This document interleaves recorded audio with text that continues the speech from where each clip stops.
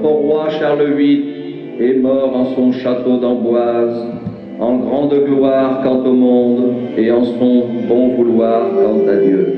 Levée de rideau sur le château d'Amboise, et cela fait 35 ans que ça dure. 35 années que le château et le public revivent l'ambiance du XVIe siècle, une fresque historique sur la Renaissance à Amboise, fruit de l'imagination d'une personne. Il est né sous l'idée d'une pâtissière qui est au pied du château, qui est la pâtisserie Bigot, Madame Masson, qui avait pendant de nombreuses années vu le château en son et lumière, qui a été arrêtée.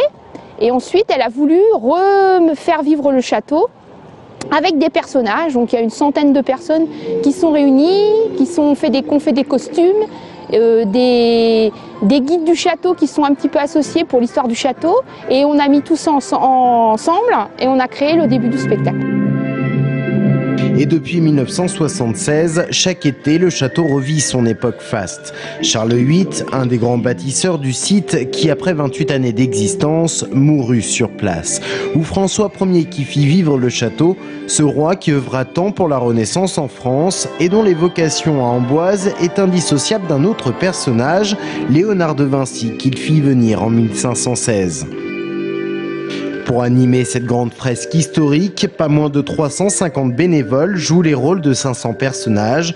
En coulisses, on s'active. Chaque soir, 1 millier de costumes sont enfilés. Je ne connaissais personne en Touraine, donc ça m'a permis de rencontrer du monde. Et ici, du monde, il y en a. J'aide à habiller ces dames.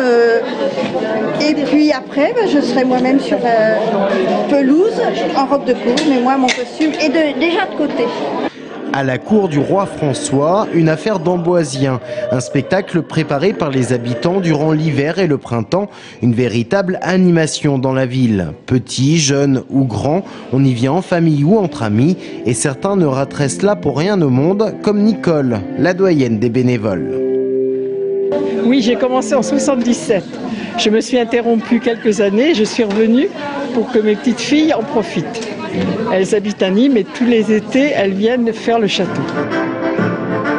En 1h30, le spectacle revient sur un siècle d'histoire que sont les guerres, les faits politiques ou les grandes fêtes qu'a connues Amboise, illustrées ici par les danses de l'époque. Un son et lumière qui fait également appel à la pyrotechnie et qui se veut évolutif. Chaque année, de nouvelles modifications sont incorporées car l'événement est également en concurrence avec d'autres en région tourangelle. Il n'est jamais bon de se reposer sur ses lauriers.